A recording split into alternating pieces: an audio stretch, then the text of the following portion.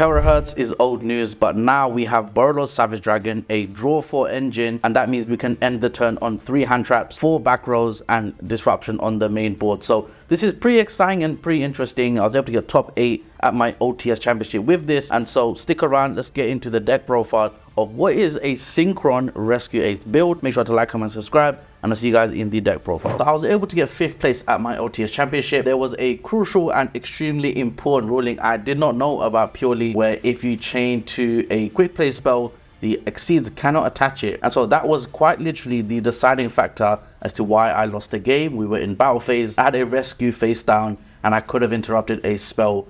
But we live and learn, and so I like to think this deck was definitely capable of getting a top at an OTS, getting a top 4. So with that being said, let's get into the deck profile. I want to start off by showing Rescue-ACE Hydrant, my favorite Rescue-ACE monster. This is now a 1-card combo, and so I'm going to show that at the end of the video. The Terahertz thing is cool, but I think the deck has evolved a lot more since then. This is my take on Rescue-ACE in the current format. We're also playing 2 Turbulence, so we do play 2 of these. Only in the side deck do I reduce this to 1, especially if I'm going second. I've started to really use the pop effect that Turbulence has, and I found a lot of players were having trouble dealing with that. We're playing 2 Preventer. I did brick at my OTS, so I'm glad I played only 2. The next card we played was 1 Fire Engine. I decided to take out Fire Attacker, but it's likely I put it back in against Floowandereeze, which is even more popular now. I really think Fire Attacker is the way to go. You know, when the opponent has the purely field spell up, you basically cannot do anything, and it's really difficult to beat that. And so I'd rather summon the Fire Attacker to draw the out like a Kurikara, a Kaiju. That's my takeaway. I'm going to be siding Fire Attacker, or potentially just throwing it back in the main deck, which is a 43 card deck. We're obviously going to be playing 3 Impulse. No reason why you should be playing less than 3. I think we all agree by now. Being able to special summon a Rescue-ACE machine from the deck is really cool. And a bonus tip, if you are able to chain the Impulse effect to something that's going to wipe something off of your board, you're actually going to be able to trigger Turbulence, which I thought was really cool. Remember, chain links, they resolve backwards. The rest of the Rescue-ACE cards, I'm actually playing 1 Monitor. I really want to shout out Monitor and the fact no one right now is playing this card. So obviously you can set a trap on normal summon. I play all the traps, so it makes even more sense for me. But also you can special summon any Rescue-ACE from the graveyard, and because of, you know, weird game states, because of the brickiness of the deck, sometimes Monitor is the perfect card to banish off of Preventer. Preventer will special Monitor when it goes grave, and now you can actually bring back the Preventer when your opponent activates a monster effect. It's kind of cool how it works. This card actually got semi-limited in the recent OCG ban list. This is the 1-card style. You search emergency, you do everything else. And so that is the Rescue-ACE engine. So let's move on to the non-Rescue-ACEs. For the Synchrons, we're playing Revolution Synchron and Assault Synchron. So this is it as far as the Synchron package. So I noticed that with the deck, with the Terahertz package, you play 6 extra deck monsters, or you play like 4. Whereas this Synchron package that still gets an Omni-Negate does not lose to Bestial. So that's a big deal. I think we've moved past the point where Terahertz is the optimal play, because it just has so much extra deck space. And when you play Prosperity, it just never made sense to me why I would run such a hefty package just for a Omni-Negate. And Terahertz is really strong, don't get me wrong, but I think this is the way I'm personally going until Age of Overlord, and probably after Age of Overlord. With Rescue-ACE Monitor and Airlifter, you can synchro into Lavavel Salamander, and so you're drawing cards, you're drawing hand traps. And if you follow the combo I'm going to show you at the end of the video, what you add with Sunlight Wolf can literally just be discarded. So you're like guaranteed to basically just draw 2 free cards. And again, because we're hand trap focused, because of the draw 4, it's really crazy where sometimes I'd end on 3 hand traps, and there's no way the opponent is being 3 hand traps and my Rescue-ACE board. When Revolution Synchron is in the graveyard, once per duel, mill the top card of your deck, bring it back as a level 1. And I cannot stress this enough, with tuning with Revolution Synchron, I was able to mill Rescue-ACEs that literally went from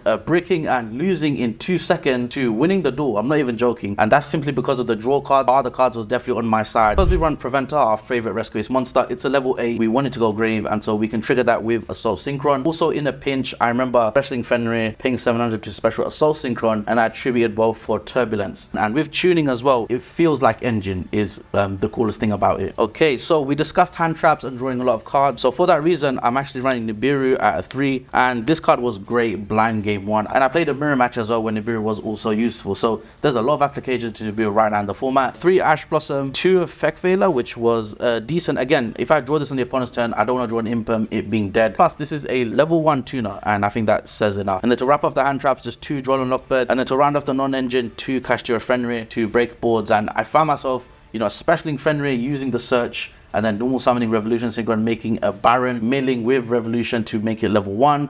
and I suddenly mill a Rescue-ACE card. That actually happened, by the way. Let's move on to the spells now and traps. Now show you what we're running: 2 tuning and 1 reinforcement of the army. So this is basically my non-engine. I'm not running Prosperity. Again, I really value my extra deck and I use pretty much everything in there. And so Reinforcement of the Army has even more use now. You can search Monitor, which is a warrior type. And again, that Graveyard synergy is super underrated. With a Rise Heart Band, we definitely run 1-for-1. And Tuning, this card works on the Shifter, by the way, and you want those Rescue-Aces in the graveyard so you can banish them, and that was really, really important for me. So that is pretty much the non-engine spells. Let's move on to the Rescue-Ace cards. 1 Rescue, 3 Emergency, and of course we're playing the 1-ofs, which is Contain, Extinguish, Reinforce, Rescue, and Alert. I don't think there's much to say here as far as what ratios. Found Reinforce to be super annoying for the opponent to deal with, and the fact you can banish it in the opponent's end phase, set a Rescue spell like Alert or Emergency, and then when it's back to your turn you can activate it. Or the best scenario, which is quite likely, is you have a Hydrant already on board. You literally get to activate what you just said. It's kind of busted, and that is like the main reason why I was able to have really good grind games with this deck. And so that was the main deck. Let's move on to the extra deck now. To start off with, we are playing the Linkuriboh. We're playing Armorage, and stick around for the 1-card combo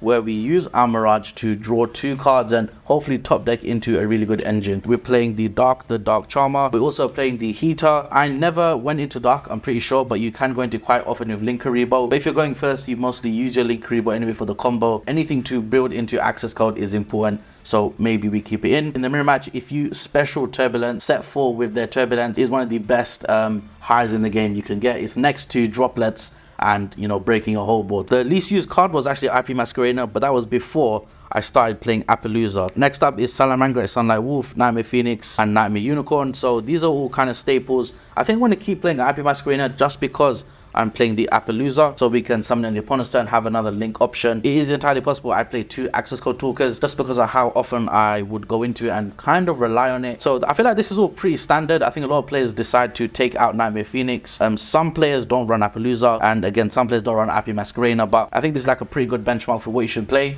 as far as the link monsters. I was debating the Gigantic Sprite engine. I ended up not running it because I was respecting Unchained, how they can pop face down cards, how they can just tribute summon over Ibli, mana don't contribute summon over it. A lot of decks can just go into link monsters, but most importantly, people are running book cards, and that just means Ibli is useless. So that was one of the main reasons why I didn't run it. And so to round off the extra deck, we are playing our Synchro package, which is 1 Lavalval Salamander, Crystal Wing Synchro Dragon, Borodot Savage Dragon, and Baron de Fleur. So stick around for the end of the video. I'll show you how we summon the Lavalval Salamander, draw 4, set 4, and draw a lot of hand traps. Borodot Savage Dragon is the Omni-Negate. It also beats Bestials because you're equipping Sunlight Wolf most likely. And so that was the extra deck. Let's move on to the 1-card combo. Okay guys, time I show you the 1-card combo for Rescue-Ace. This is something I recently discovered. So let's start off with Hydrant. We're going to search for the Rescue-Ace Preventer. Basically, all we're trying to do is dig for something to play with. Just link off the Hydrant, and because it was a normal summon monster under 1000 attack, we can summon the Armorage. We'll banish Hydrant with the Preventer, special summon the Preventer, and now we can link off Armorage and the Preventer. We can summon the Salamangreat Sunlight Wolf. We'll activate Preventer's effect. We'll special summon the banished Rescue-Ace Hydrant. I'm going to link it off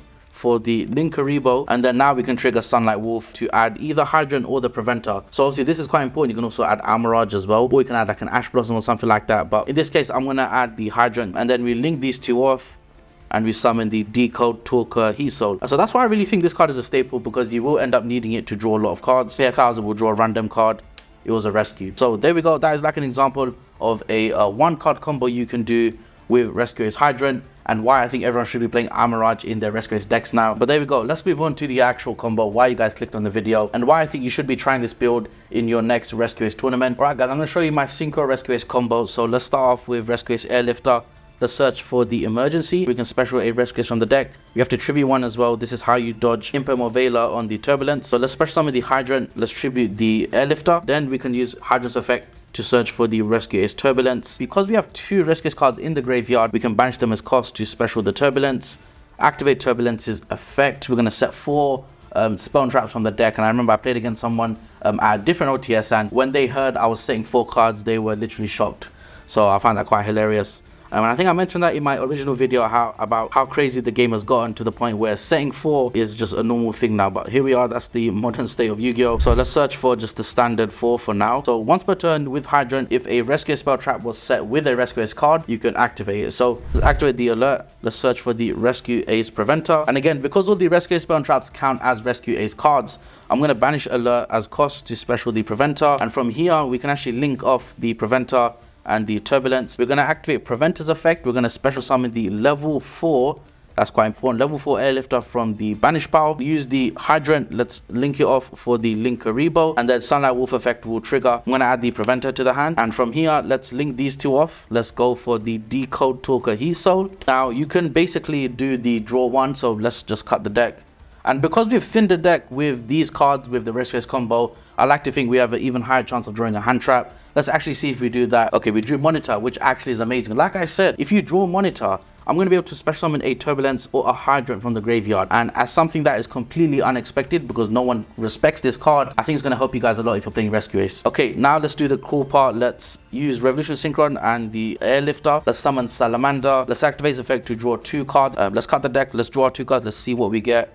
Okay, we've got a Tuning and we've got a Impulse. You've essentially taken all the bricks out of your deck, and all that's left in the deck are Rescue-ACE good cards and Handtraps, which is so busted. Obviously, Fenrir counts as well, but you can easily take it out if you're concerned. But we have to send 2 cards to the graveyard now. Because I have Monitor in hand, I'm quite happy sending Preventer to the graveyard. Again, because we have Monitor and Impulse in hand, I'm happy to send Tuning to the graveyard. Don't forget, Laval Salamander is a Book of Moon for every Laval monster. And then from here, because we control a level 7 or a Dragon Synchro, we can once per duel send the top card of our deck to the graveyard and special summon Revolution Synchron. Let's synchro these two together. Let's summon the Borrowload Savage Dragon, giving Heat Soul a Founder attack boost, but we can activate Savage's effect. Again, there are no Bestials that are going to stop this combo. Revolution is an Earth type. Linkaribo will go graveyard, but we don't even care about it. Again, we're equipping a Fire monster, and that is our end board. Let's go to the opponent's draw phase. Let's draw another card. I'll just cut the deck. And so that is a pretty good example of what we can do with the Synchron Rescue-ACE combo. Let me know what you thought about this in the comments down below. Are you going to run this now? Like I mentioned before in the video, I was basically going to get top 4. But there was a ruling about purely I did not know. Again, that's my misplay. I'll have to accept that. But, you know, a good example of what this deck is capable of. Let me know what you think about this post-ban list Rescue-ACE deck profile and combo video.